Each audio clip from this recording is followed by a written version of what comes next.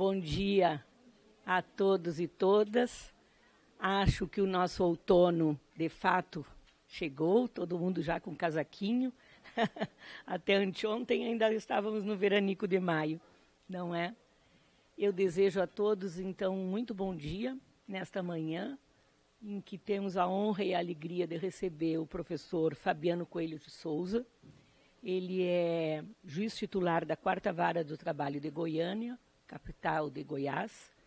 Foi coordenador nacional do processo judicial eletrônico na Justiça do Trabalho, no biênio 2016-2018. É diretor para o Centro-Oeste do Memojutra, que trata da memória da Justiça do Trabalho, dos memoriais, não é? Professor em diversos cursos de pós-graduação, mestre em Direito pela PUC Goiás. Atualmente faz doutorado em Direitos Humanos pela mesma universidade, não, pela Universidade Federal de Goiás, e é autor, como sabemos, de diversas obras jurídicas. Nós estamos é o 3º módulo da 2ª edição do curso sobre a reforma do trabalho, e temos muito aprendizado com este quarteto que tem vindo ao Rio Grande do Sul para trabalhar as questões que nos afligem na judicatura e nos que assessoram os juízes na reforma do trabalho. E nós temos hoje como mediador o meu queridíssimo colega, juiz Gustavo Fontoura Vieira, titular da 1ª Vara do Trabalho de Santa Maria, e é também com muita honra e alegria que temos a sua presença aqui para mediar os trabalhos e acompanhar essa aula. Eu vou ficar 5 minutos, mas também vou ter que me retirar, porque além de outras coisas administrativas na escola, temos uma reunião da programação, e é por essa razão que o nosso juiz coordenador substituto, o doutor Marcelo Caum, também vai ter que se retirar. Mas à tarde ele já prometeu que fica a tarde toda aqui. Então, eu já, desde logo, dando-lhe umas calorosas boas-vindas, lhe entrego o microfone. Muito prazer em tê-lo aqui conosco, doutor Fabiano. Bom dia a todos e todas. Agradeço o convite da escola, na pessoa da doutora Carmen. Vamos começar o nosso trabalho aqui, né? Os colegas do quarteto, eles não são bonzinhos comigo. Eles sempre deixam a pior parte para mim, né? Então, colega César, tudo bem? Então, a gente vai tratar aqui de 2 temas muito penosos da reforma trabalhista, né, que é a questão do dano extrapatrimonial e, à tarde, sobre a prevalência do negociado sobre o legislado, né? Eu tinha, no outro slide, preparado uma introdução sobre a reforma, que eu acho que seria importante a gente comentar alguma coisa aqui nesse sentido, né?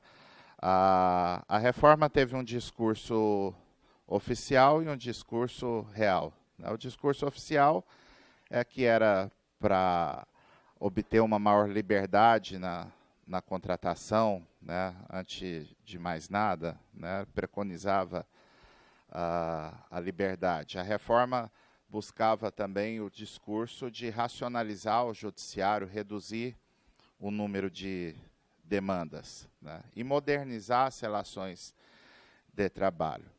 Agora, o que se percebe é que a reforma tinha um viés ideológico muito forte, né, de prestígio às organizações empresariais, né. É um debate que creio que aqui nesse momento não cabe, né? Creio que haveria até argumentos favoráveis a uma remodelação do direito do trabalho, de até enfraquecer a base protetiva, que me parece que foi esse o viés da reforma. Em muitos pontos, na nossa impressão, passou da conta, né? E além desse excesso que houve na reforma, nós estamos tendo muitas dificuldades para interpretar, para aplicar no dia a dia, né? Nós já estamos com 1 ano e meio de vigência da reforma e nós não temos uma definição nem se a reforma está valendo para os contratos antigos, né? Então, já é uma questão que a gente percebe que não é preciosismo nosso de querer interpretar tudo, né? Que lá em Goiás a gente usa a expressão de caçar pelo em ovo, né? Não é isso, é porque realmente, para o propósito da reforma trabalhista, a redação foi mal elaborada, né? E dá margem à dúvida em muitas circunstâncias. A reforma foi feita de afogadilho, no improviso, não houve um critério científico, né? O que vai entrar, o que não vai entrar na reforma. Eu sempre conto uma situação, né, que ninguém depois me culpe por isso, mas para ver como foi o processo legislativo e a gente poder prosseguir aqui. Um tema que, de certo modo, tem pertinência aqui com a nossa aula, que é a questão do padrão de vestimentas, né? Estou um dia lá, em Brasília, eu fui convocado no TST por 3 anos e meio, então eu estava no fim de semana lá, passeando no shopping com os meus meninos, e encontro um amigo do Ministério do Trabalho. Falou: Fabiano, que ótimo te encontrar, eu queria te ligar para você me fazer um favor. Eu sei que você lê muito jurisprudência do TST, eu queria que você fizesse uma listinha para mim de posições absurdas do tribunal, porque me indicaram lá para compor o grupo que vai ajudar a escrever a reforma, e a gente queria inverter a seta, algumas situações dessas que tem. Então, isso que a gente muitas vezes ouve falar, né, que houve uma preocupação de identificar algumas súmulas e botar na lei o contrário, realmente existiu, né? E aí, na hora eu pensei, eu conheço esse pessoal, eu não nasci ontem, né? Porque em Brasília, qualquer situação que você vá trabalhar lá, a impressão que eu tenho é que você está num avião, te botam um paraquedas, pelo menos isso, só que você nunca fez treinamento e te jogam lá de cima. Você tem até, antes de esborrachar no chão, que aprender como é que funciona o equipamento, né? E eu pensei, eu vou fazer, o cidadão é meu amigo, mas eu vou fazer uma listinha dessa, ele vai espalhar para todo mundo que aquela lista é confiável porque foi um juiz do trabalho que forneceu para ele, né? Eu falei: olha, isso aí é muito, o que não é absurdo, é muito polêmico. Então, agora, uma coisa eu te falo, é bem fácil pesquisar lá no site do tribunal, e eu acho o seguinte, você tem que pegar um padrão médio de identificação do absurdo. Então, qual que é a minha sugestão? Você fala lá arruma um estagiário lá do Ministério do Trabalho, e se precisar até ajuda ele a aprender como é que pesquisa a jurisprudência no site do TST. Então, ele pega um diário semanal lá, que tem 2.000, 3.000 páginas com as ementas, e ele lê lá o que ele, como estagiário, né, que tem uma noção razoável do direito, achar que é absurdo, isso pode ser o padrão médio do brasileiro. Acho que talvez seja um critério bom. E aí ele virou para mim assim, mas tem absurdo, né? Eu falei: olha, eu não diria absurdos. Eu diria apenas que, num tribunal que julga milhares de casos, naturalmente tem que posicionar-se sobre a dinâmica das relações de trabalho, e, em alguns casos, o tribunal firma uma posição para uma determinada questão, e o precedente que é firmado, às vezes, ele é desvirtuado, né, César? Nós fizemos o curso contigo lá na Inamate agora, curso fantástico. Você pode me dar um exemplo, né? Que arrependimento de ter dado o exemplo, gente. Eu falei para ele: olha, eu vou te dar um exemplo. É comum lá no Paraná, no Rio Grande do Sul, os advogados pedirem indenização por lavagem de uniforme. Então, o Tribunal Superior do Trabalho, depois de muito discutir se cabe ou não cabe a indenização, ele fixou um precedente lá na SDI. Olha, se for uma situação, como era o caso julgado, era um laticínio, o empregado saía com o uniforme emporcalhado de leite, difícil de lavar. Nesse caso, se a empresa não faz a higienização, tem que pagar uma indenização por isso. Agora, o problema é que a SDI pegou esse precedente que era de uniforme de empregado de laticínio e aplicou para um balconista de loja, que jogava a camiseta com a roupa de casa e depois foi para a Justiça do Trabalho pedir o sabão em pó, né? Ele, realmente isso não tem sentido, né? Pois foi lido o relatório do deputado Rogério Marinho e uns 10 dias depois eu encontrei esse amigo num evento lá do Ministério do Trabalho. Ele virou para mim com a cara de satisfação, como quem diz, olha, você está me devendo um favor, né? Virou para mim assim, você viu que nós colocamos aquele seu negócio lá na reforma trabalhista? Eu olhei com espanto, né? Pensando, o que eu fiz? Que negócio meu? Não, aquele negócio lá da lavagem do uniforme. Eu falei, putz, cara, então foi por isso que vocês colocaram? Não era para colocar não, cara, ficou ridículo.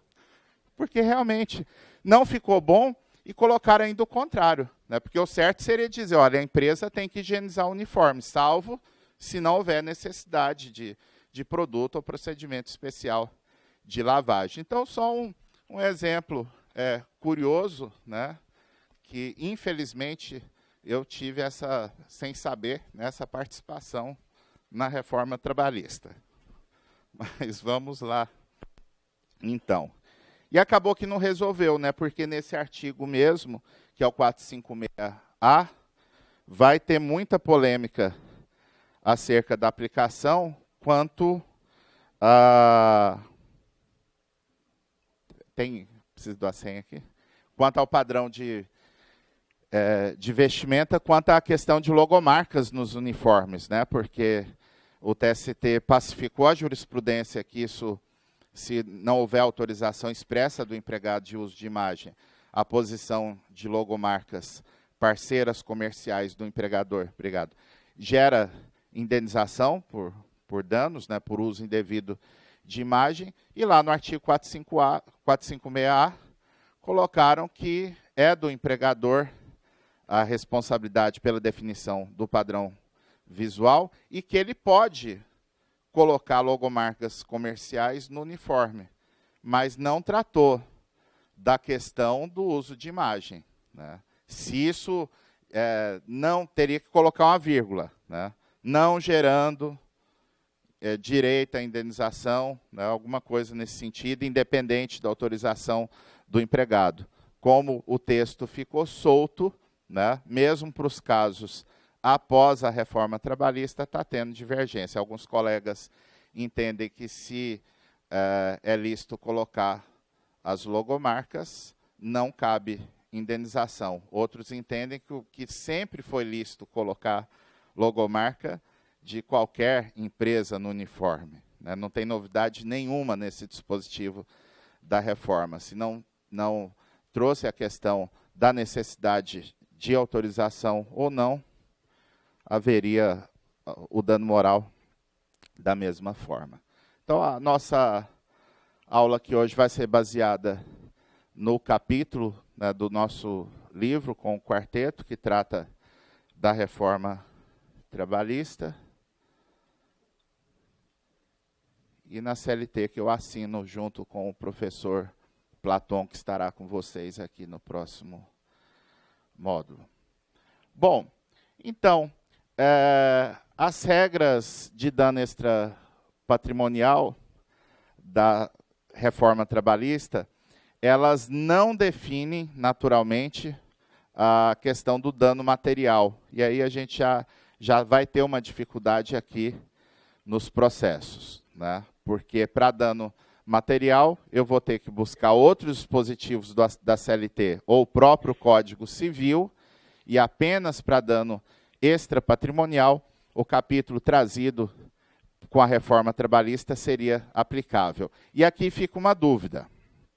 Os parâmetros de julgamento, por exemplo, de liquidação do dano extrapatrimonial, eles são parâmetros de julgamento ou constituem uma definição de direito material?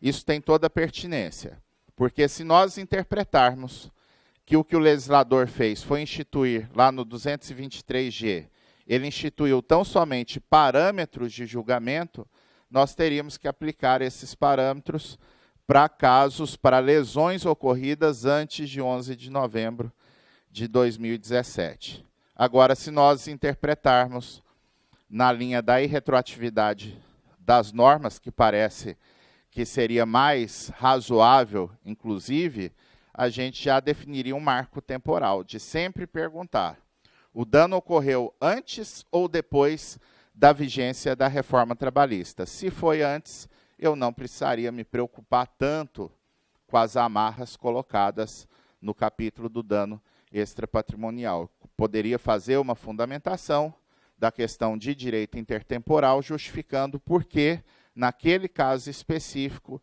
eu não estaria aplicando os dispositivos da reforma.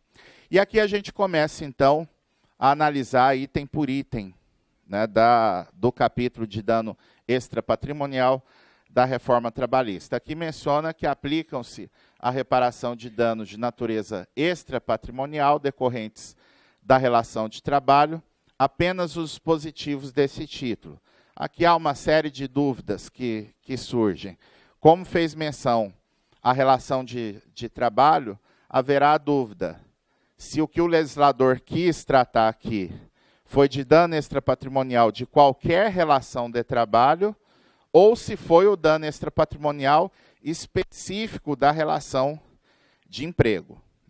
A nossa opinião é no sentido de que a tratativa aqui foi apenas de relação de emprego, né?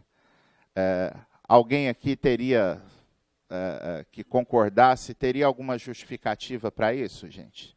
Por que a reforma, quando tratou do dano extrapatrimonial, ela está tratando do dano extrapatrimonial da relação de emprego e não propriamente, não amplamente da relação de trabalho, como consta do texto? Por que isso, gente? Qual fundamento que eu poderia usar aqui? Primeiro fundamento, porque está na CLT. Seria um fundamento razoável, né? Porque a CLT trata de relação de emprego. Mas o fundamento mais forte é uma interpretação sistemática do próprio capítulo, porque o legislador usou lá, para critério de definição da liquidação do dano, usou o salário contratual. E salário contratual quem tem são os empregados, né? Daí a gente poderia chegar a uma conclusão ou ter um argumento bem forte de que esse capítulo não se aplica para situações que não envolvem empregado e empregador. Isso pode reforçar, inclusive, a discussão envolvendo acidente de trabalho com morte, né? Porque quem vai pedir a reparação do dano extrapatrimonial é o cônjuge supérstite, são os dependentes, os herdeiros ou aqueles que conviviam de forma muito próxima com o trabalhador, com a trabalhadora falecida, né? O chamado dano em ricochete, né? Essa pessoa que vai buscar o dano personalíssimo que ela sofreu com a perda do ente querido, ela não tem um vínculo de emprego, ela não está na condição ali, na ação acidentária, na condição de empregada da reclamada. E, nesse sentido, eu poderia usar essa interpretação do 223A de forma sistemática para dizer que o caso não alcança danos com morte. A medida provisória 808, né, que teve vida curta, ela chegou a excluir expressamente, né, os casos de dano que resultasse em morte. Bom, outra questão aqui, esse apenas que é cruel, né? O legislador quis aqui fazer uma declaração uma autodeclaração de perfeição, né? Igual eu estou com uma assistente nova lá na vara, ela começou a fazer as primeiras sentenças, aí constou um parágrafo lá. Eu sei que vários colegas usam isso, aí é uma questão de estilo, ninguém se sinta aqui ofendido, é uma mera discordância, né? Tem alguns colegas que botam um parágrafo no dispositivo dizendo que o juiz leu o processo e a sentença atentamente antes de publicá-la, e, por isso, tem a convicção de que não há nenhum tipo de omissão, obscuridade ou contradição. E a parte A fica advertida, que se apresentar ED vai ter multa, né? Lá em Goiás tem os colegas que colocam isso na sentença. Aí eu fui, chamei a assistente e falei, olha, eu busco trabalhar bem, mas eu nunca consigo ter essa confiança aqui. E isso aqui fez o legislador, de achar que em 7, 8 artigos, ele conseguiu regulamentar todo o conteúdo do dano extrapatrimonial. E não conseguiu. E, em alguns pontos, conseguiu mal. Deixou brechas que devem ser mediadas, resolvidas, com a aplicação de outros dispositivos, né? Então, nesse sentido, essa regulamentação, que é aparentemente hermética, ela permite a aplicação subsidiária ou supletiva do Código Civil em vários pontos, né? E a gente cita, em especial, a nova regra do artigo 8º, parágrafo 1º, né? O legislador achou que estava fazendo uma grande vantagem, que mexeu lá no artigo 8º, onde dizia que o direito comum era fonte aplicável ao direito do trabalho naquilo que não confrontasse, né, com as regras, com os princípios do direito do trabalho. Ele arrancou do dispositivo esse final, da menção expressa à compatibilidade. Então, na verdade, o artigo 8º continua permitindo a aplicação do direito comum, inclusive para superar, para dar coerência, para dar lógica maior para esse capítulo do dano extrapatrimonial. Eu cito um exemplo aqui. A gente vai ver, tem 2 passagens da reforma que trata sempre ação ou omissão como critério definidor da responsabilidade. Ali houve uma intenção clara de excluir a responsabilidade objetiva no âmbito do direito do trabalho, né? Eu até comentava com os colegas aqui antes de entrar. Eu vi a redação original de um texto desse num guardanapo, que um colega mostrou, eu apresentei isso aqui para o deputado, ele botou no projeto, né? Olha se está bom. Eu vi que estava horrível, eu ia falar que não estava bom, falou, olha, para o que você quer, tem que colocar tal coisa. Não, deixa do jeito que está. Porque para o dispositivo realmente ter alcançado o seu intento, teria que ter algum parágrafo ou alguma vírgula dizendo que seria inaplicável ao direito do trabalho a responsabilidade objetiva prevista no parágrafo único do artigo 927 ou algo similar. Se não constou essa ressalva de modo expresso, eu teria que concluir que o Código Civil é aplicável. É aplicável porque essa questão, se aplica ou não aplica responsabilidade objetiva em atividade de risco, ela não foi tratada na reforma, né? Teria que ter colocado lá alguma menção às atividades de risco. Então, é nesse sentido que a nossa impressão é que o próprio artigo 8º da CLT, que ficou mais aberto do que era antes da reforma, ele serviria de fundamento para completar aquelas questões que não estão trazidas na reforma, o abuso do direito, por exemplo, que está lá no Código Civil e não é trazido aqui, são questões que podem ser aplicadas supletivamente. Aqui trata das espécies de danos, né?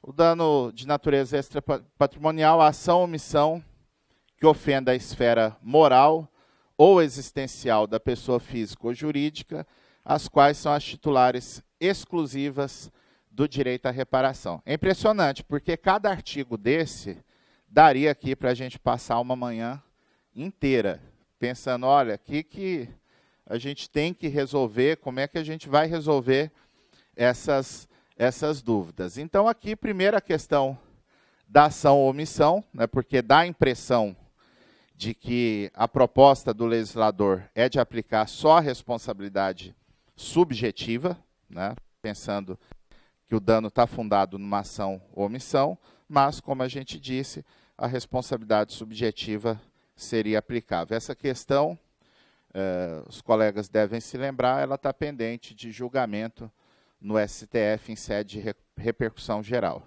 Se cabe ou não cabe a responsabilidade objetiva no âmbito do direito do trabalho, né? Essa matéria ela teve uma trajetória um pouco estranha no Supremo Tribunal Federal, porque, como a gente estuda lá com o professor César, nos precedentes, o Supremo pode revisitar a sua jurisprudência, né? Mas, nesse caso específico da responsabilidade objetiva, não foi nem revisitar, aquela visita que está saindo da porta e fala, não, eu vou voltar e ficar mais algumas horas. Por quê? O Supremo definiu no tema 927 que não tem repercussão geral a matéria pertinente à responsabilidade objetiva, porque o STF, à época, entendeu, a maioria dos ministros entendeu, que essa questão de aplicar responsabilidade objetiva ou não era uma questão meramente infraconstitucional, que seria interpretar o Código Civil no contexto das relações de trabalho, né? 1 mês e meio depois, o ministro colocou de novo a matéria para votar a repercussão geral. E foi acolhida a repercussão geral, é o tema 932, né? Que o relator é o ministro Alexandre de Moraes. A discussão que o Supremo, a pergunta constitucional que o Supremo vai resolver é, na medida em que o artigo 7º, inciso 28 da Constituição, fala da responsabilidade do empregador por acidente de trabalho em caso de dolo ou culpa, pode a legislação infraconstitucional ampliar essa responsabilidade, né? Se fosse 5 anos atrás, eu responderia aqui para os colegas com veemência que a legislação pode, que seria um absurdo o Supremo decidir qualquer coisa em sentido contrário à aplicação da responsabilidade objetiva. Mas depois do precedente do FGTS, da prescrição trintenária do FGTS, tudo é possível, né? Porque o Supremo foi buscar, lá dentro do artigo 7º, um direito patronal, uma salvaguarda empresarial, que seria dizer que o prazo de 5 anos é uma premissa constitucional de segurança jurídica para os empregadores. Então, existe realmente um risco de que, no momento desse julgamento, o Supremo adote o mesmo critério. Olha, a Constituição adotou aqui, nesse caso, um limite, uma segurança para os empregadores não pagarem indenizações que não decorrerem de dolo ou culpa.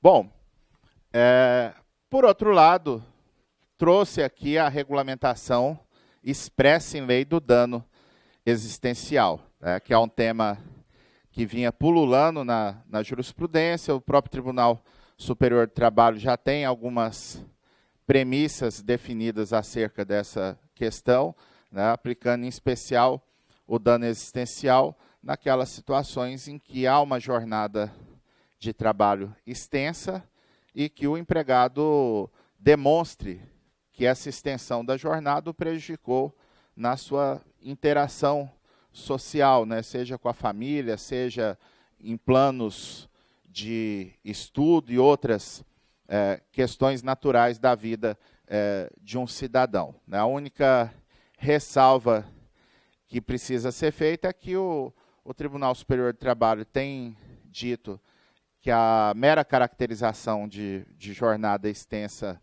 não configura o dano existencial, tem que ter a prova específica do fato concreto que prejudicou a vida do trabalhador. Embora a gente tenha visto alguns julgados, em especial na segunda turma, da ministra Adelaide, do ministro Freire Pimenta, que quando a jornada é muito extensa, tipo 14 horas por dia, num caso extremo desse, eu posso presumir que esse trabalhador não tem condições de ter interação social em razão, não pelo mero fato da jornada ser exaustiva, mas pelo fato da jornada ser extremamente exaustiva. Mas, nesse ponto aqui, consolidou a questão. Só ficou estranho falar em dano existencial de uma pessoa jurídica, né?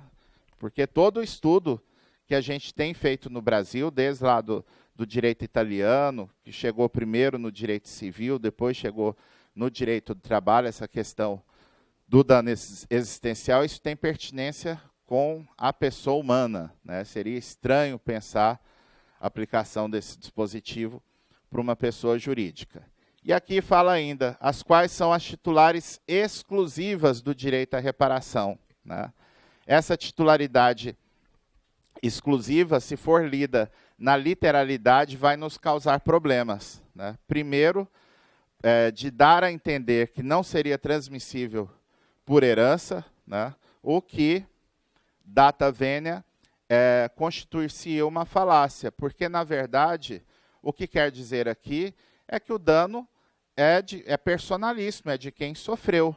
Agora, um outro aspecto do dano, embora o dano seja de titularidade exclusiva de quem o sofreu, ele é transmissível por herança na forma, acho que está no outro slide, na forma do artigo 943 do Código Civil. Então, não teria problema algum. Segundo, isso não interfere no dano em ricochete, justamente porque o dano em ricochete, como a gente disse aqui, ele é um dano personalíssimo. Vamos colocar aqui uma questão que essa semana a gente discutia num grupo de WhatsApp, né? Um grupo de estudo. Se cabe ou não cabe dano moral pelo espólio quando o trabalhador vem a óbito, né? Quem trata muito bem dessa questão é o professor Sebastião Geraldo de Oliveira, lá de Minas, que tem um baita livro, né, de indenizações de acidente de trabalho. E o professor Sebastião Geraldo, ele fala com muita propriedade que se houver a morte instantânea do trabalhador, o espólio nem teria legitimidade para buscar ação indenizatória em relação ao dano extrapatrimonial. Porque se a morte for instantânea, o trabalhador, ao morrer, ele perde a sua personalidade jurídica. Não existe dano a ser reparado para ele. Quem teria que entrar com a ação pedindo a reparação são os dependentes, o cônjuge supérstite, enfim, as pessoas que sofreram com a perda do ente querido, né? No entanto, o TST, até pela questão da simplicidade do processo trabalhista, o TST não tem feito extinção, ele tem aceitado, entrou com ação pelo espólio, entrou com ação na pessoa do herdeiro, na pessoa do dependente, estaria valendo tudo, né? Então, nesse caso, de todo modo, a gente teria que diferenciar as situações. Vamos pensar que o trabalhador sofreu o acidente de trabalho e ficou sofrendo lá por 1 mês até vir a óbito. Então, nesse caso, existem 2 danos passíveis de ressarcimento.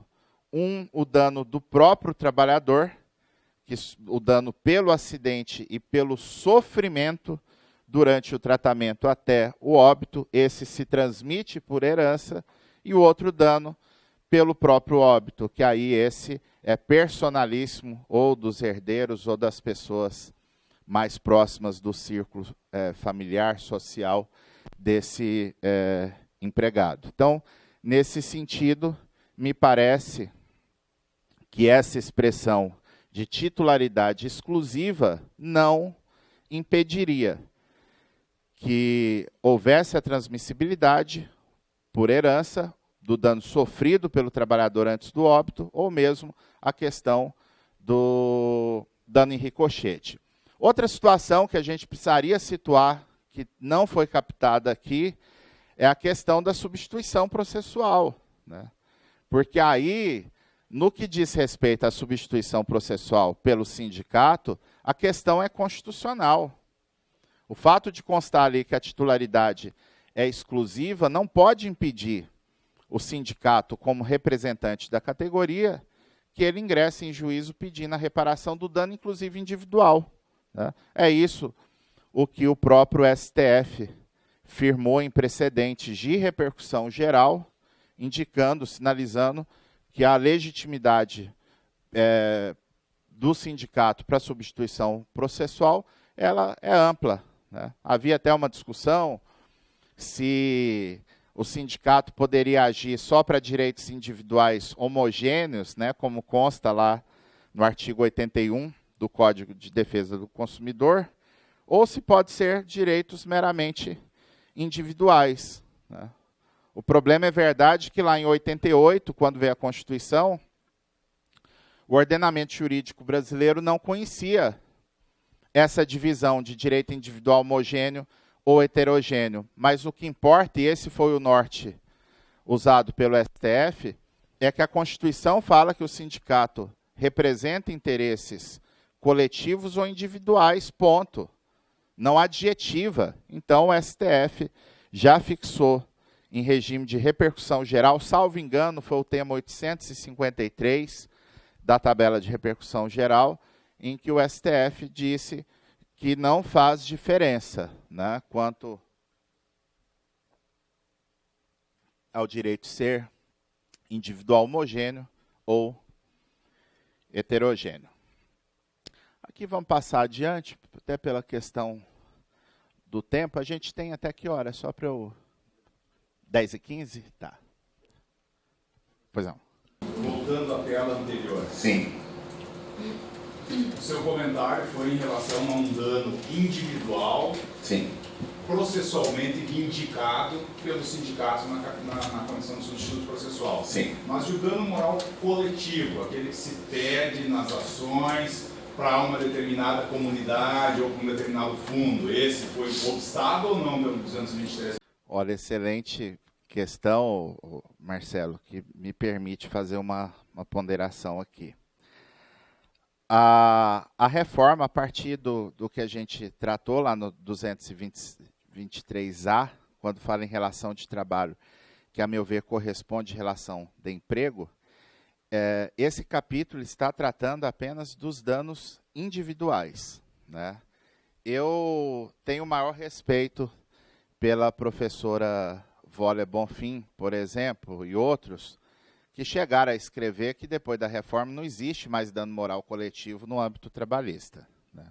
Data vênia, esse raciocínio não fecha, porque a questão do dano moral coletivo, seja lá no âmbito civil, seja no trabalhista, é resolvido pelo chamado microsistema de processo ou de tutela coletiva, a Lei de Ação Civil Pública, o Código de Defesa do Consumidor e alguns outros instrumentos esparsos. E, na nossa firme opinião, não mudou nada, né? A questão não está regulamentada aqui.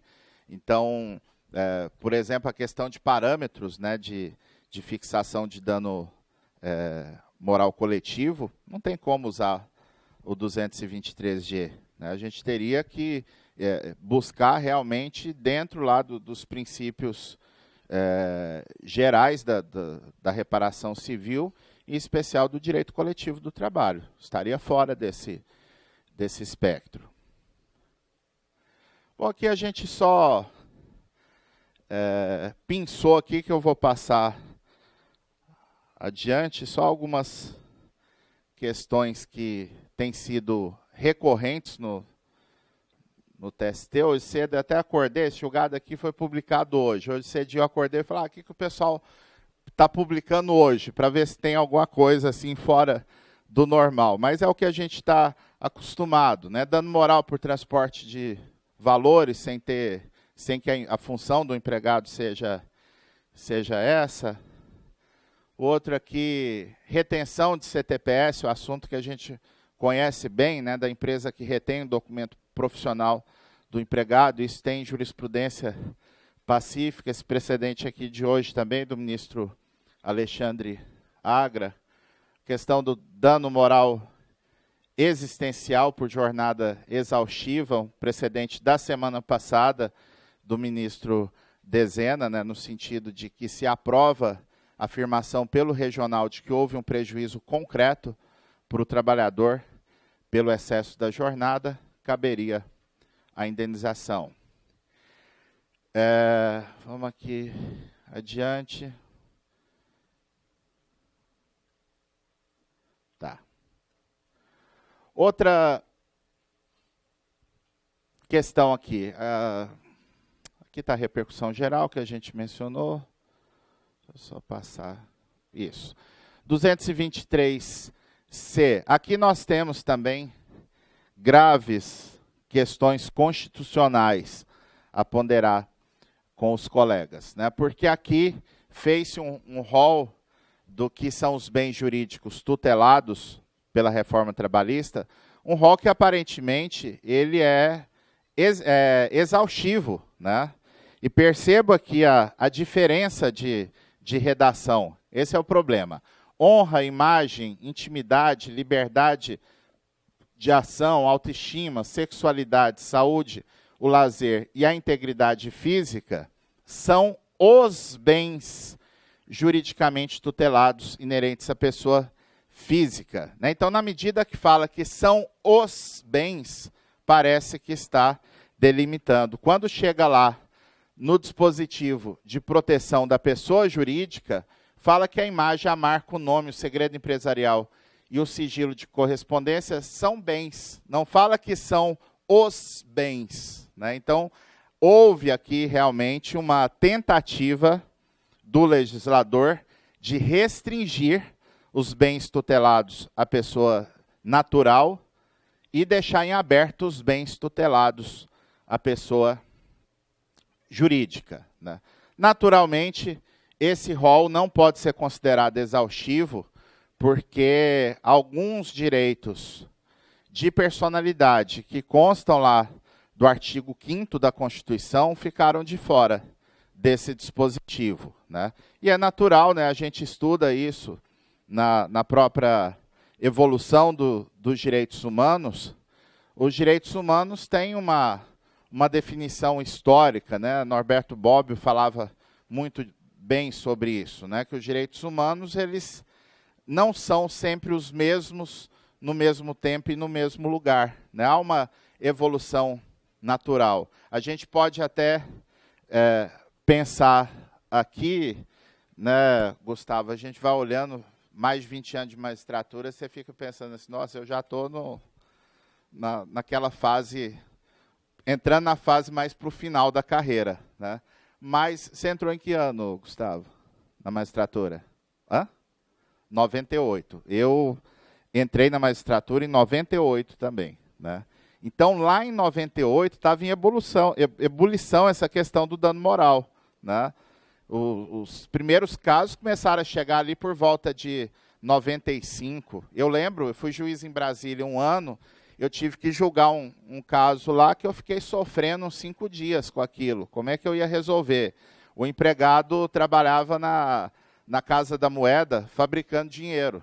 Então, todo dia, na saída do trabalho, ele tinha que tirar a roupa por completo, passar por inspeção, para evitar do pessoal furtar o papel moeda, né? Então, ele entrou com ação pedindo indenização por conta daquele tipo de revista, uma situação hoje até corriqueira da gente julgar. Mas lá em 98, em 95, isso era um assunto bem incipiente, né? Naturalmente, os primeiros casos que surgiam, a gente via até alguns colegas reclamando, né? Agora o pessoal não tem mais que inventar, então com essa história de dano moral, tudo é dano moral. Teve gente até que chegou a usar a expressão que dano moral era igual batata frita em restaurante, né? Que é o combo. Você vai entrar com ação trabalhista, aproveita e pede dano moral também, né?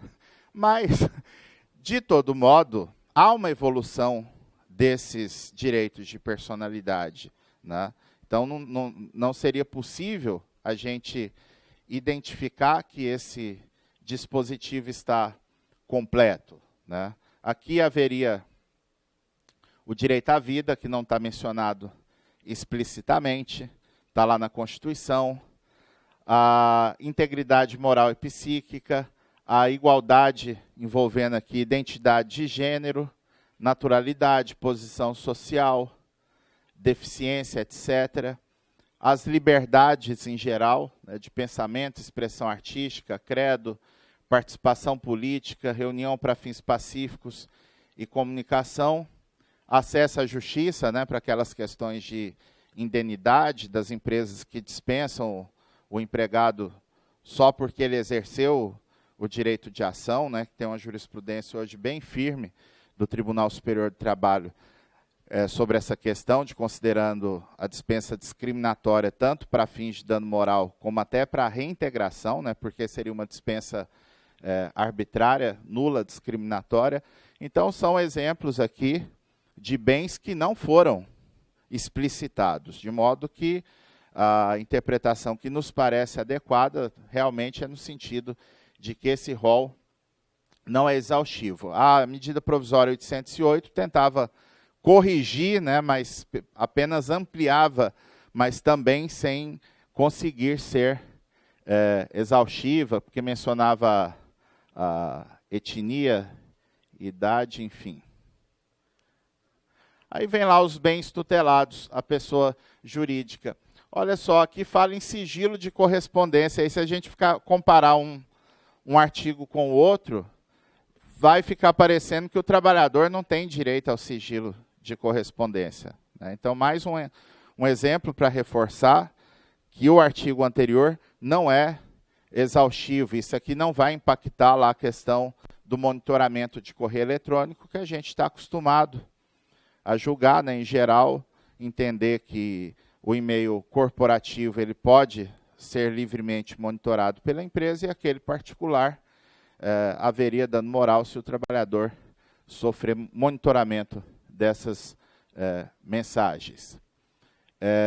Aqui fala do nome também, né, que é uma questão que aplicaria ao trabalhador também. Já havia algumas decisões, né, isso aqui, essa previsão de dano extrapatrimonial da pessoa jurídica, só reforça o que já começava a ser decidido na Justiça do Trabalho, né, porque a gente sabe que o próprio STJ tem súmula dizendo que cabe dano moral para uma pessoa jurídica, né.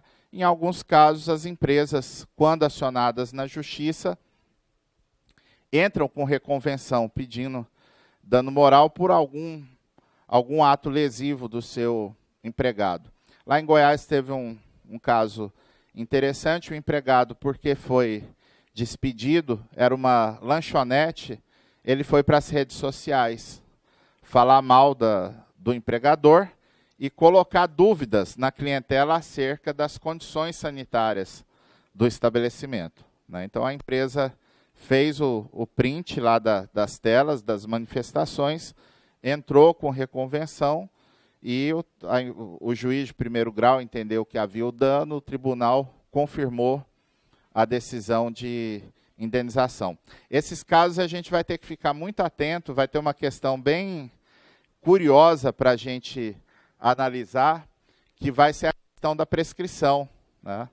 Porque vai ter muita situação que no dia lá da apresentação da reconvenção, a pretensão patronal já estaria prescrita, né? Já teria passado do biênio posterior ao término do contrato de trabalho. E aí haveria uma discussão, né? Se o fato, se a prescrição teria que ser analisada a partir da data do ajuizamento da ação, da reclamação trabalhista, ou se seria da apresentação da reconvenção. E mais uma discussão processual. Se considera para fins de prescrição a data que a empresa juntou a defesa com a reconvenção no PJE, ou se é a data da audiência, porque é lá que o juiz vai receber formalmente essa contestação e a reconvenção respectiva. Eu particularmente entendo que não conta a data do ajuizamento da ação, é a data que a empresa apresentou a reconvenção e a data que juntou no PJE, não é a data que a gente recebe em audiência, né? Embora eu tenha a convicção de que a defesa, depois da reforma trabalhista, continuou sendo ato de audiência, né? Tanto é ato de audiência que, se o advogado e o preposto não comparecerem, vai ter revelia, mesmo que a defesa esteja nos autos, mas o que ocorre é que quando a empresa junta a reconvenção no PJE, mesmo ela não tendo sido formalmente recebida em audiência, eu tenho ali uma manifestação de um credor, seria o equivalente ao protesto do trabalhador, que permitiria a interrupção da prescrição também. Bom, vamos passar aqui para diante. Outra questão, são responsáveis pelo dano extrapatrimonial todos os que tenham colaborado para ofensa ao bem jurídico tutelado na proporção da ação ou da omissão. Então, percebam que na medida em que faz menção de novo a ação ou omissão, teria a discussão aqui da responsabilidade objetiva nas atividades de risco. Outra questão que surge, como é que eu vou condenar na proporção da ação ou da omissão? Né? Falar aqui 40% da culpa foi dessa empresa aqui, 60% foi da outra. Né? Então, na realidade, a gente vai ter que fazer essa investigação, mas, a rigor, isso não impede que a gente continue julgando da forma como nós julgávamos. Responsabilidade solidária em caso de terceirização, por exemplo, né, na atividade do dano moral. Por que solidária? Porque aqui a gente vai ter que investigar.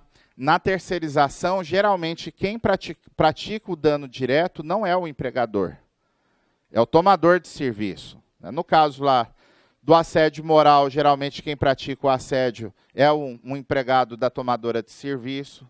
O ato de assédio ocorreu nas dependências da tomadora de serviço.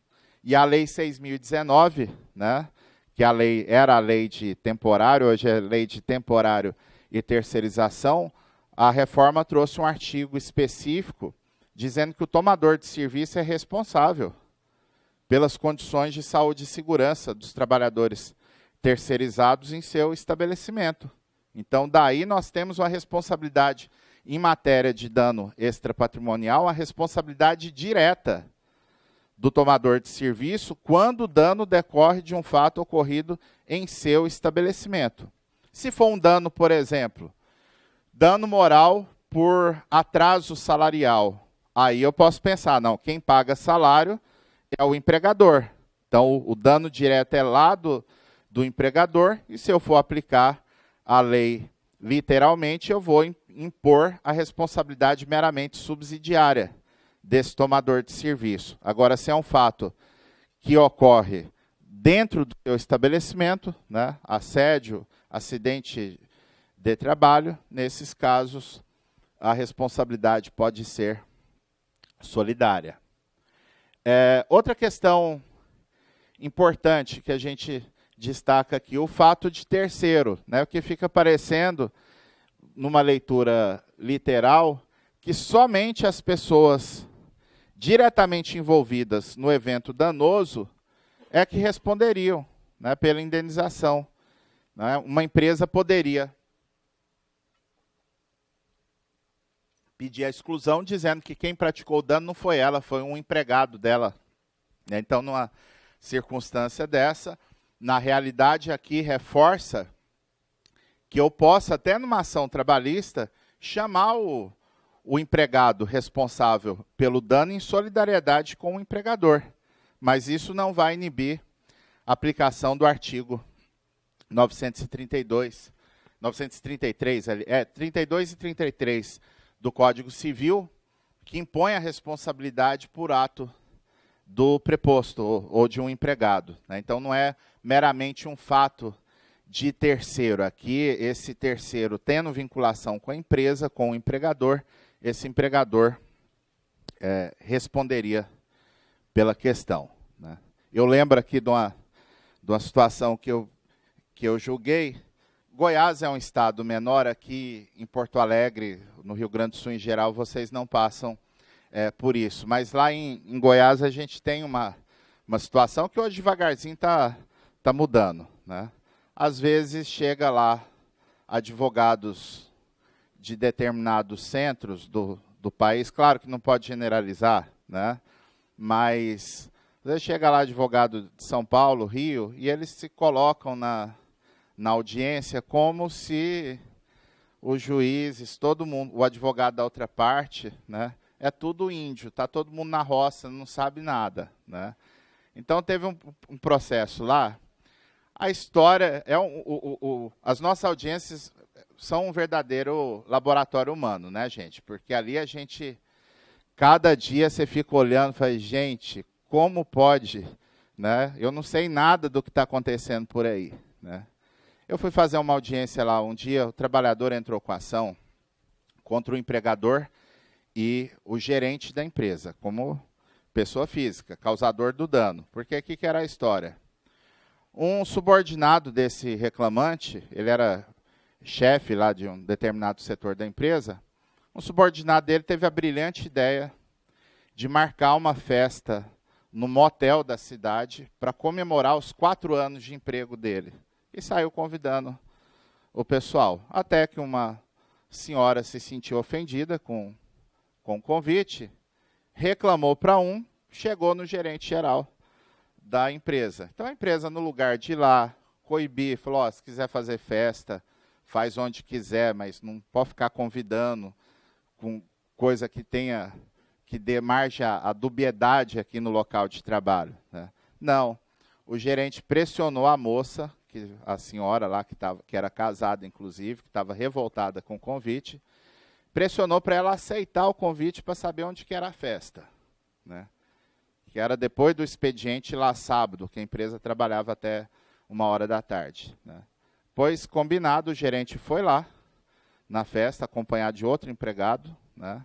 Então, eles tinham acabado de entrar no tal do motel, e chegaram os dois lá filmando no celular, aquele barulho todo, e depois disseram lá para o reclamante que ele estava sendo dispensado por justa causa, porque ele, como chefe, ele tinha a obrigação de ter proibido o subordinado dele de divulgar o convite da festa na empresa. E ele não só não proibiu, como foi na festa, né? E ameaçou que, se ele entrasse com ação na justiça, ia entregar o vídeo para a esposa dele, porque o reclamante era casado. A festa parece que não tinha nada, era demais, mas realmente dá margem a segundas intenções, né? Chegou lá na hora da audiência, fui tentar propor um acordo, o advogado da empresa, que era do Rio, foi super grosseiro comigo, né? Disse que não tinha acordo e que ele muito estranhava que em Goiás o juiz quisesse tentar acordo num caso desse, porque se fosse lá no Rio de Janeiro, o juiz estava dando uma lição de moral para o reclamante criar vergonha na cara e não entrar com ação com esse tipo de coisa. Eu tenho certeza que os colegas do Rio não agem assim, né? E eu pensando, gente, mas que advogado abusado, né? Mas vamos lá. O reclamante pedia reversão da justa causa, dizendo que se teve falta, a falta não foi dele, e dando moral por conta da empresa ter invadido a festa, que era um evento particular dos empregados, né? Seria uma intromissão na vida privada dos empregados. Aí fui ouvir o preposto da empresa, né? Inverti o ônus da prova, ouvi o preposto da empresa. Por que que o reclamante foi dispensado? Ah, não sei, excelência, nem conheço ele, só me mandaram aqui para a audiência. Aí, na hora que estava aquele contexto, eu falei, opa, né? O juiz acha bom quando aparece um preposto desse, né, gente? Aí fiz lá umas 10 perguntas, todas, não sei, nunca vi o reclamante, não sei o que aconteceu, enfim, deu confissão total. E as 2 defesas pediam a exclusão da pessoa física do gerente, né? Aí, diante do depoimento, eu virei para o advogado reclamante e falei, doutor, diante do depoimento aqui, o senhor não quer concordar com a exclusão do gerente, porque se o senhor concordar, a gente nem ouve ele, que aí já está encerrada a instrução, né? E o advogado ainda precisou dos 30 segundos para ele ver o que estava acontecendo, né? Só faltou ele falar assim, captei vossa mensagem, igual o Rolando Lero, né?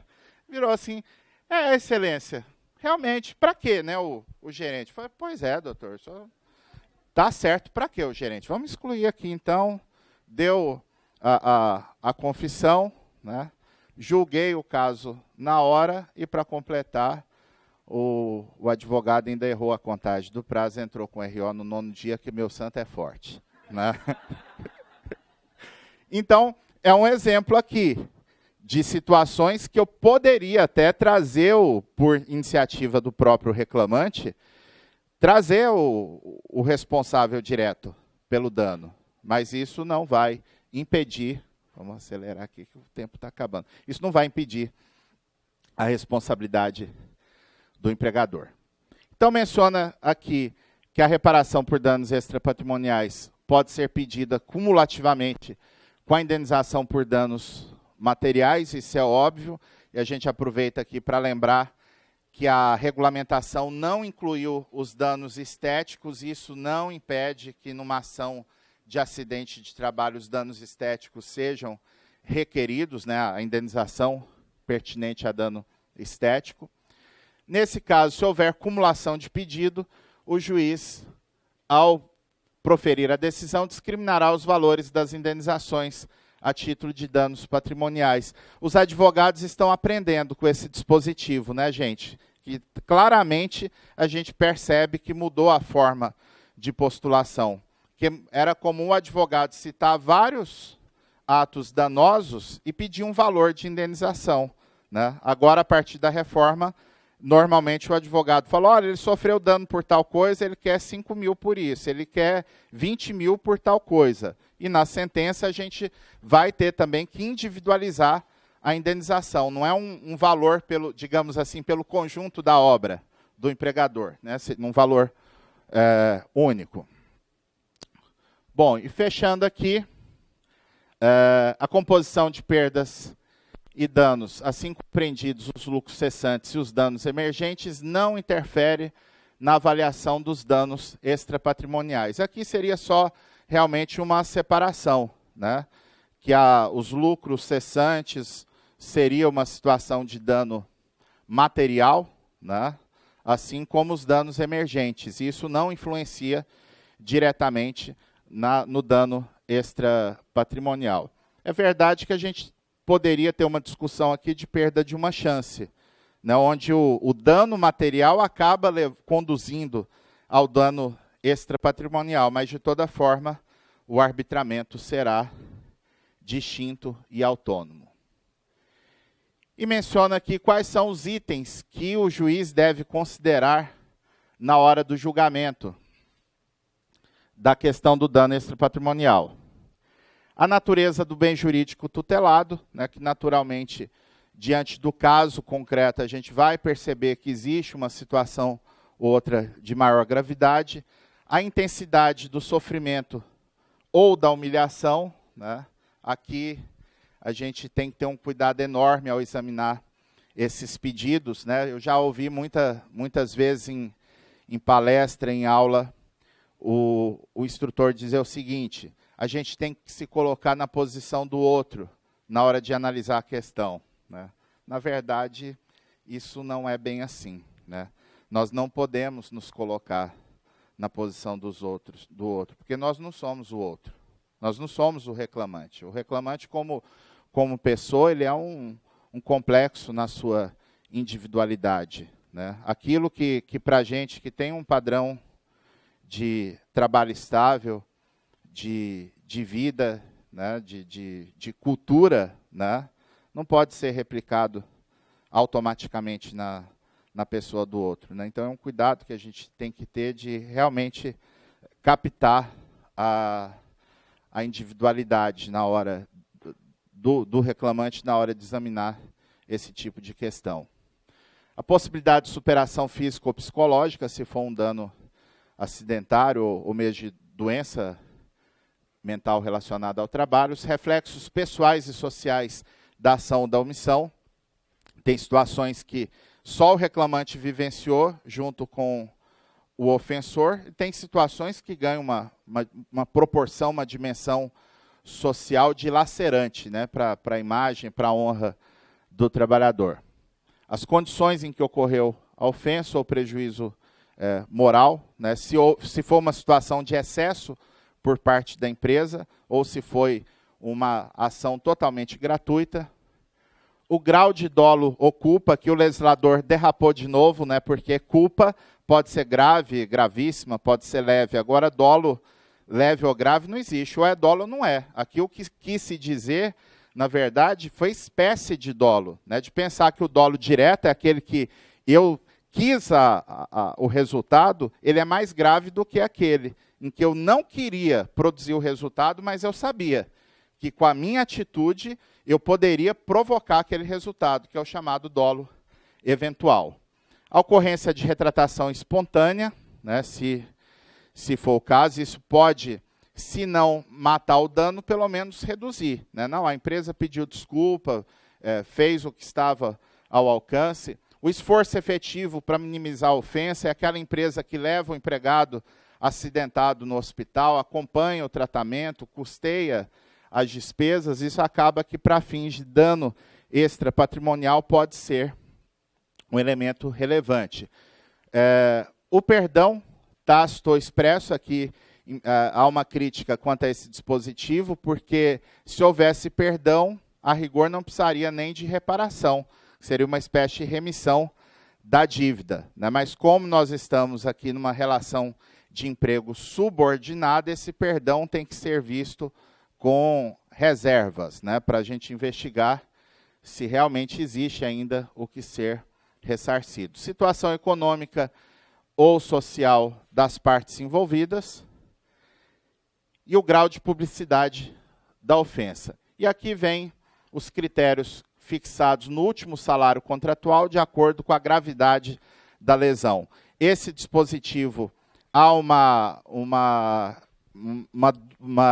crítica de inconstitucionalidade acerca dele, porque, de certo modo, está promovendo a tarifação do dano moral. O que a Constituição fala, no artigo 5º, incisos 5 e 10, é que a indenização deve ser proporcional à ofensa. Então, cada caso concreto teria que ser analisado na sua individualidade. É nesse sentido que nós temos, inclusive, precedente do Supremo Tribunal Federal, no caso na DPF 130, sobre a lei de imprensa, dizendo que não foi recepcionado pela Constituição o dispositivo da lei de imprensa que fixa a tarifação a título de dano moral. Se o ofendido for a pessoa jurídica, o critério seria o mesmo. Eu queria só fazer uma ponderação sobre esses critérios. Aqui é uma visão realmente pragmática do exercício da jurisdição, né? Eu não tenho dúvida que o dispositivo é inconstitucional, mas me parece que o juiz, no caso concreto, ele pode ter um ato de inteligência, não para a gente abrir mão do que entende correto, mas uma questão de simplificar a solução do processo. Imagina que, naquele caso, eu entendo que R$5.000 está razoável para indenizar o dano do trabalhador. Os R$5.000 estaria na faixa lá do dano de natureza leve. Eu posso até dizer, olha, o magistrado entende que a norma é inconstitucional, por isso, muito embora o dano a ser reparado é passível de enquadramento no artigo 223-G. Com isso, eu evito de criar um argumento de inconstitucionalidade desde o começo da sentença, que a empresa vai com ele até o fim para tentar levar um recurso no Supremo Tribunal Federal discutindo essa questão, né? Agora, naqueles casos que realmente o dano foi muito grave, a necessidade de reparação não se adequa aos parâmetros legais, aí, se eu entendo que a norma é inconstitucional, porque a inconstitucionalidade aqui, além da questão da tarifação, é que ela quebra o princípio da isonomia também, né? Teve um artigo que o desembargador Cássio Colombo, aqui do Paraná, publicou, em que ele falava de um possível acidente com um bonde desgovernado numa ladeira. O artigo é muito bom porque ele dá mostra que há uma forte quebra da isonomia. Ele diz lá, morre um empregado de salário de R$3.000, um empregado de salário de R$1.000 e um passante da rua que não tinha vinculação nenhuma com a empresa, né? Então, o empregado de 3 mil, a família, em tese, receberia a indenização com base nos 3 mil, né, em múltiplos de 3 mil, o de R$ 1.000 em múltiplos de R$ 1.000, e o passante, que não tem nada a ver com a empresa, a família teria uma condição mais adequada. Ainda que não aplicasse morte, se a gente pensasse, eles não morreram, mas tiveram o mesmo dano físico, né? Então, realmente, cada um, se for tratar de acordo com o salário, em termos de dano extra patrimonial, eu estaria quebrando a isonomia. Agora, o dano moral aí não tem jeito, né? O pensionamento é de acordo com o salário de cada um, porque é a perda material de cada um. E agora, fechando e pedindo desculpa por estar extrapolado o tempo, a questão da reincidência, que ficou bem truncada a redação desse dispositivo da CLT. Na reincidência entre partes idênticas, o juízo poderá elevar ao dobro o valor da indenização. Então, aqui a gente levanta algumas dúvidas. Primeiro, se o juiz poderá, é uma mera faculdade do juiz, né? O juiz precisa justificar por que ele não está fazendo a dobra, se for o caso, né? Até onde vai o poder de discricionariedade do juiz nessa situação? A dobra tem que ter pedido da parte, ou isso é um critério de julgamento, né? Se eu pensar que a dobra é uma questão de direito material, meramente direito material, o trabalhador ou o ofendido teria que requerer a aplicação dessa dobra. Se eu pensar que é um critério de julgamento, o juiz poderia aplicar de ofício. Isso não está esclarecido pela legislação. E haveria a dúvida, reincidência em relação a outros empregados, porque aqui fala entre partes idênticas. Quem são essas partes idênticas, né? A rigor, se for numa interpretação literal, eu teria que pensar que é apenas o trabalhador, o reclamante e o reclamado respectivo. Mas ele já tem 50 ações que eu julguei, né? Então, essa questão é de importante reflexão, porque as condenações têm caráter pedagógico também. Se eu não utilizar isso para o arbitramento do dano, essa reincidência da empresa, as indenizações continuam sem cumprir a sua finalidade. Ainda que eu pense, não, eu vou analisar a reincidência apenas aqui entre o reclamante e o reclamado. Ainda assim ficaria a dúvida. Se essa reincidência demanda um processo novo, eu entendo que não. Que normalmente o trabalhador, em geral, ele entra com uma única ação contra a empresa. Imagina lá uma situação de assédio moral por pressão de cumprimento de meta. Isso é uma reincidência, porque ao longo do contrato, aquela situação se renova periodicamente. Essa reincidência pode ser punida, porque do contrário eu estaria esvaziando completamente o dispositivo se eu interpretasse que para ter a reincidência teria que ter uma segunda ação, já tendo uma ação anterior de condenação desse empregador. Bom, gente, vamos ficando por aqui nessa primeira etapa, para vocês desenvolverem a atividade. Eu vou estar aqui auxiliando o Gustavo no que vocês precisarem, e à tarde a gente volta com outro tema que não tem polêmica nenhuma, né, que é a prevalência do negociado sobre o legislado. Obrigado.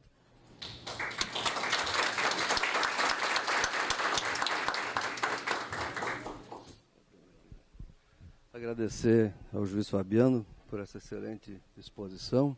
Nós estamos com o horário um pouquinho avançado, mas eu não gostaria de que nós passássemos ao intervalo sem oportunizar, né, conforme a programação estabelece, pelo menos uma ou outra pergunta para que nós não atrasemos tanto o nosso horário. Alguém tem alguma pergunta para que o Dr. Fabiano responda já? Tu vais passar conosco, não é? Tá. Eu faço questão de destacar que o Dr. Fabiano passa também nos grupos depois e pode nos auxiliar nos debates desse tema em cada grupo, né? Quem tem uma pergunta a fazer? Oi, eu só queria saber se o senhor pensa que aqueles critérios do 223G, se todas aquelas circunstâncias deveriam ser sempre consideradas, tipo, umas circunstâncias judiciais assim do direito penal, ou se é a escolha, ou é conforme o caso, qual é a liberdade nisso? Me parece prudente que a gente, nas nossas sentenças, minimamente a gente faça referência a alguns daqueles critérios, né? Me parece que não seria necessário que o juiz investigasse um por um. Falou, de acordo com o critério, eu pegaria ali a lista e iria fazendo, sei lá, um parágrafo, uma frase para cada critério, para situar o que foi o caso concreto. Me parece que a fundamentação, nesse caso, seria suficiente se eu identificasse ali as principais questões e enquadrasse, olha, a gravidade da ofensa perdurou no tempo, houve ampla divulgação, né, mas não necessariamente passando um por um, embora a gente saiba que isso deixa a sentença vulnerável para embargo de declaração, né, mas eu não vejo déficit de fundamentação por não ter explicitado um por um daqueles critérios. Até porque existem critérios outros também que não estão ali. O dispositivo, por exemplo, não fala do sentido pedagógico da decisão, que é um elemento que a doutrina inteira faz menção de que é algo necessário de se colocar na balança, na dosimetria da indenização. Alguém mais, colega? Senão vamos passar o intervalo. Sim. O microfone para ficar registrado. Olha só, parabéns, professor, pela palestra, né? Enfim. O dano-morte me parece que seria aquele que mais destoa na nossa jurisprudência, em valores que tem se deferido, daquele tarifamento. Em princípio, analisando as nossas principais decisões, na realidade, essa camisa de força que tentaram colocar não afeta em muito o nosso dia a dia, as condenações medianas para essas gravidade de dano, salvo o acidente com morte. A MP 808 corrigia isso, ela caducou, e eu queria saber do professor qual a sua ideia que seria a melhor fundamentação para sair dessa, fora a inconstitucionalidade, claro que daí derrubaria tudo, mas em não sendo a inconstitucionalidade, qual seria a melhor fundamentação para sair dessa tarifação quanto a essa questão do dano-morte? Da morte. Eu compreendo que a melhor saída seria realmente dizer que uma interpretação sistemática do capítulo nos dá a clara noção de que ali a intenção foi regular a questão entre empregado e empregador. E isso é o que justifica o salário contratual. Tanto esse fundamento é forte que eu lembro que os colegas, não tem muito tempo, a SDI do TST firmou um precedente importante envolvendo os honorários advocatícios, quando a ação era patrocinada por herdeiros ou dependentes, em que a SDI dizia o seguinte, olha, a CLT lá quanto ao 791 fala que o empregado e o empregador podem mover a ação sem ter advogado. Se não é empregado, se é um herdeiro, se é o dependente, essa regra processual não se aplica.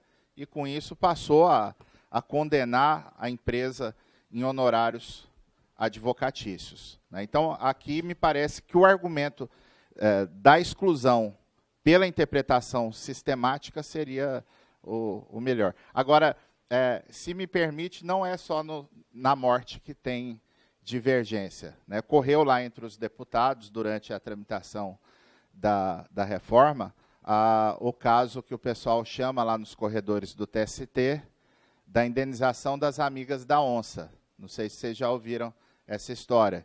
2 empregadas da Vale, no interior do Pará, no meio da selva amazônica. Elas foram atacadas por uma onça na hora do intervalo.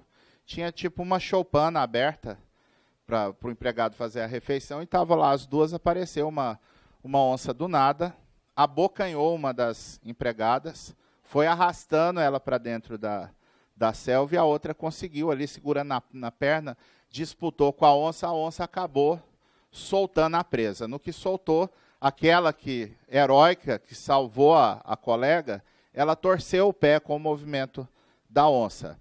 O juiz de primeiro grau, lá no Pará, condenou a Vale a pagar R$800 mil para aquela que foi abocanhada pela onça. Ela passou por cirurgia estética, ela machucou bastante. E a que torceu o pé, o juiz fixou a indenização em R$100 mil.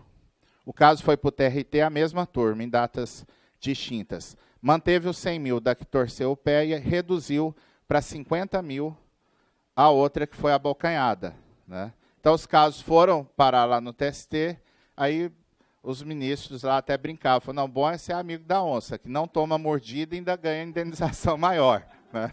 Então, mesmo nesses casos, a gente percebe, e aí realmente não é razoável, né, César? É difícil, porque a gente tem que tratar cada caso particularmente, mas existem demandas que são exatamente iguais, e a gente percebe que as indenizações são muito discrepantes, e isso é o que gerou essa reação do legislador, né? Acho que com o tempo a gente vai conseguir chegar num padrão médio. A gente tem percebido que os tribunais já têm feito isso, né, independente da lei.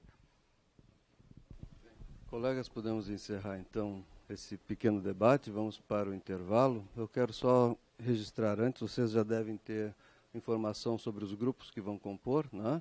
Se precisarem de alguma informação, eu tenho aqui o quadro de cada grupo, e eu gostaria só de informar que os grupos 1 e 2 permanecerão nesta sala, o grupo 3 na sala de reuniões, grupo 4 na sala da coordenação acadêmica.